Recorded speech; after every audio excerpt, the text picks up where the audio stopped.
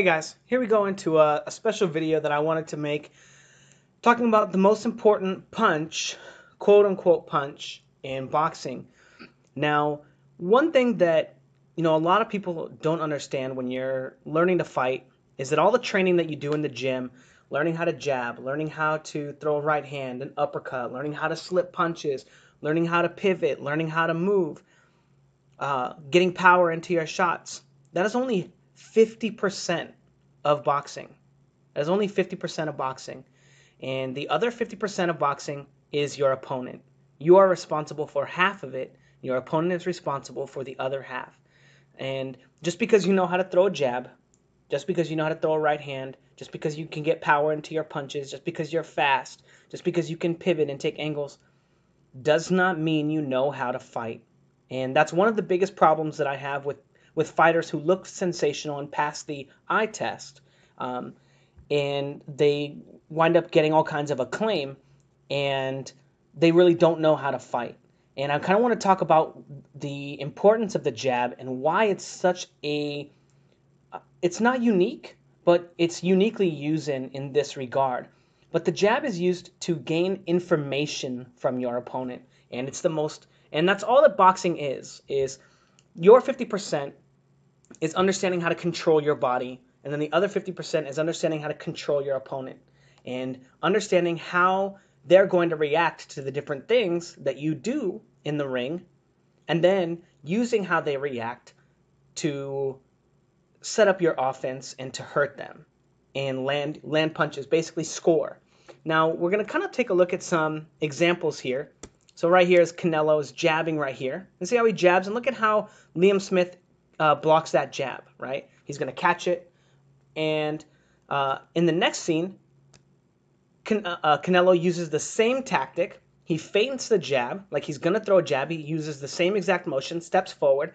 Liam Smith moves to catch the jab like he just did a second ago, and bam, he eats a hook right there because of it. And this is because of the information that Canelo was able to gain off of Liam Smith's defense. And that's what we're going to be looking at in the next like 10 clips or so, is the different defense looks or defensive looks that your opponents can give you off of the jab, or when you're jabbing at them. Now in the same fight, Canelo shoots a jab here, and what does Liam Smith do? He rocks back and takes a step back. So Canelo uses that information, flashes the jab, and takes a step forward to close the distance that Liam Smith was looking to create, and then throws a right hand to the body.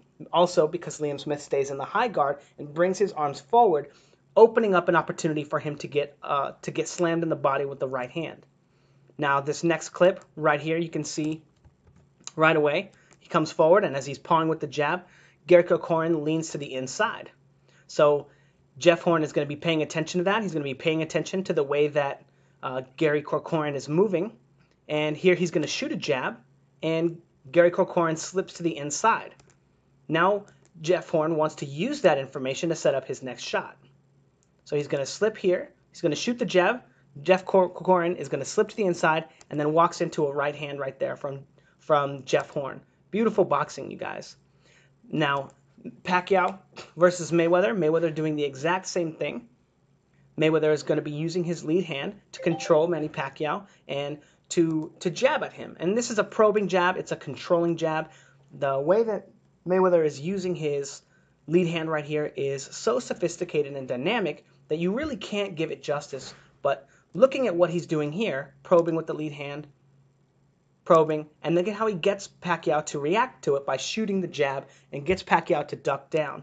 Now he says, how do I turn that into offense? By doing the same thing, flashing the lead hand, getting Manny Pacquiao to put himself into the same position that he was in to get away from the right hand just a second ago, and then walking him into the right hand. The exact same thing. Now, the thing that all of these three fighters have in common is that they're doing exactly what they need to be doing with their jab. Now, notice how each of them had a different way to assault their opponent. Well, Gary Corcoran's and Floyd Mayweather's was very similar, but this instance right here, using the jab to set up the hook, and then using the jab here to set up the right hand to the body, but he's doing the exact same thing. He's looking for information from his opponent, and that's exactly what Gary Corcoran's doing. And now it's not a case of what do I do when my opponent does this? What do I do when my opponent does that? What do I do when my opponent does this? The idea here is that you always want to be mindful of the fact that your opponent, that you want to take advantage of how your opponent reacts to the things that you do. So good fighters capitalize on your mistakes. Great fighters make you make mistakes. So in this case, in Liam Smith's case, Liam Smith is doing the right thing. He's catching the jab, right? You would teach that to any fighter. Learn how to catch the jab, learn how to catch the jab. So now, because Canelo knows that he wants to do that and that that's the right thing to do for him, he's going to take advantage of the fact that he's doing it. So he's going to make him do something that's correct and turn it into a mistake. Great fighters make you make mistakes. Now, did Liam Smith do anything wrong? He blocked it perfectly here, but now he's not able to block it here. What is he doing wrong? Nothing. You know, on a surface level basis, he's not doing anything wrong. You know, overall in the grand scheme of things, of course he's doing a lot of things wrong. Not, you know, controlling the space between him and Canelo, you know, using lead hand, you know, active guard. There are a lot of things that he could be doing better, but for all intents and purposes, he's not doing anything wrong, and he's just getting walked into a shot. The same thing here when he eats this right hand to the body. Great shot from Canelo. And Jeff Horn walking him into this jab here. Is Gary Corcoran doing anything wrong? Not really, right? He's got his active guard going, he's slipping the shots, and he just gets walked into a shot.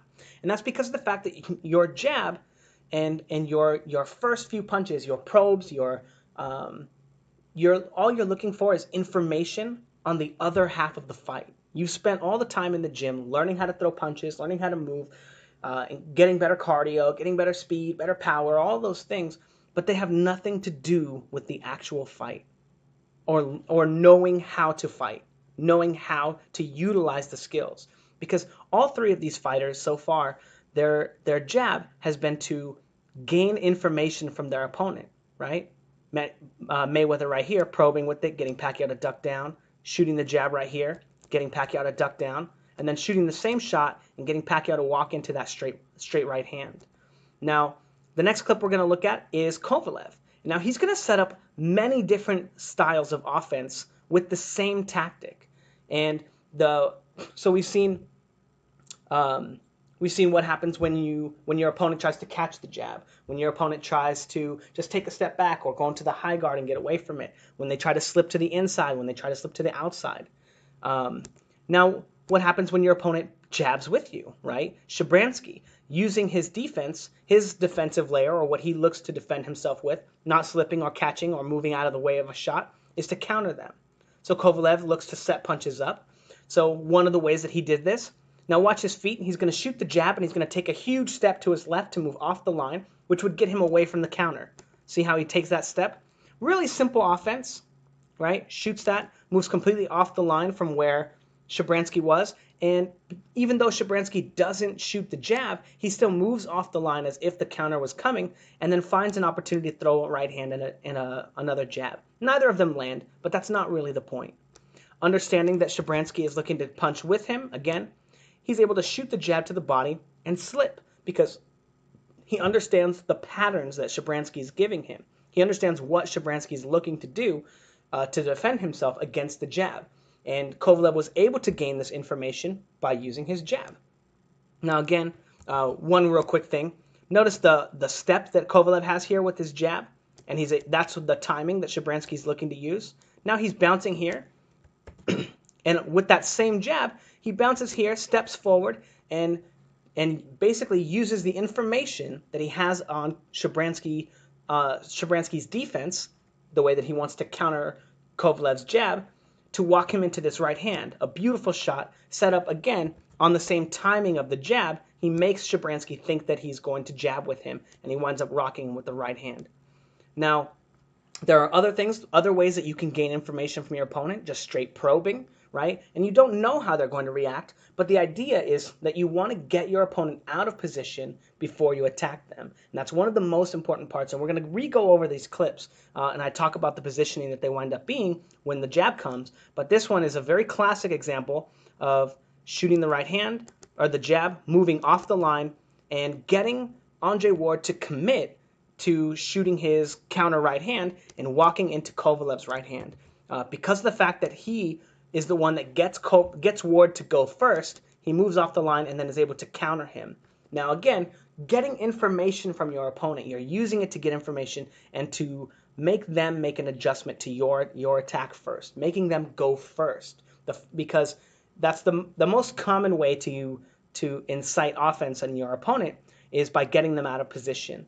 And the easiest way to do that is when they're committing to another attack or defensive motion themselves. Now, going back to these, shooting the jab, right? And when he shoots that jab, the positioning that Liam Smith finds him in when he catches the jab is he's no longer able to block the left hook. So now he's out of position. Once Canelo feints forward, he thinks it's going to be a jab, and he's able to catch it. Again, using information. Now, all four of these fighters have done the exact same thing. The exact same thing. They've used their jab to gain intelligence on their opponent and to think about how their opponent is going to react, and then they formulated an offense that was compatible to the way that they were defending themselves. And that's exactly what you want to do with your jab. Not just with your jab, but you want to be doing it with everything that you do in the ring. Every little motion, every little head movement, every little feint, every little probe, right? And you can probe with your jab, you can probe with your right hand, but the idea here is that these fighters are looking at what their opponent gives them before committing to their attacks, and then figuring out ways to set up and leverage their offense to land. Again, Kovalev with the jab, looking for offense off of the counters, and easily able to use his jab and the information that he has on that timing to set up other punches. And then again, right here against Andre Ward, using the jab to get information from his opponent, and then getting his opponent to go first and commit to the first action, and easily able to drop Ward right there. Now, here's some examples right here of why it's important to use the information that you get from your opponent with your lead hand. Now, Andre Ward is going to probe and he's going to use his lead hand, but Kovalev is not going to be threatened by the lead hand of Andre Ward. He knows that the distance that they have between them at the moment is too far to land a jab. He's going to have to step with his jab, and Andre Ward is not able to get any information from Kovalev, so he's not able to land his right hand right there because he's not utilizing the information that he gets from Kovalev. So Kovalev is in complete position to defend the right hand and easily duck under it and stop Andre Ward from being able to land a shot. And that's simply a product of the fact that Andre Ward is not using the information that he has by using his lead hand. He hasn't used his lead hand and then feinted a right hand to see how Kovalev would react, right? So if he did that and he feinted the right hand and then Kovalev ducks, next time he could feint the right hand and come with an uppercut instead and use the information that he's able to pull from Kovalev by using those motions, by using the feints and the probes, by using his jab. Again, it's very important that you know how your opponent is going to react to your jab when you're going to put yourself out of position to use it, especially, and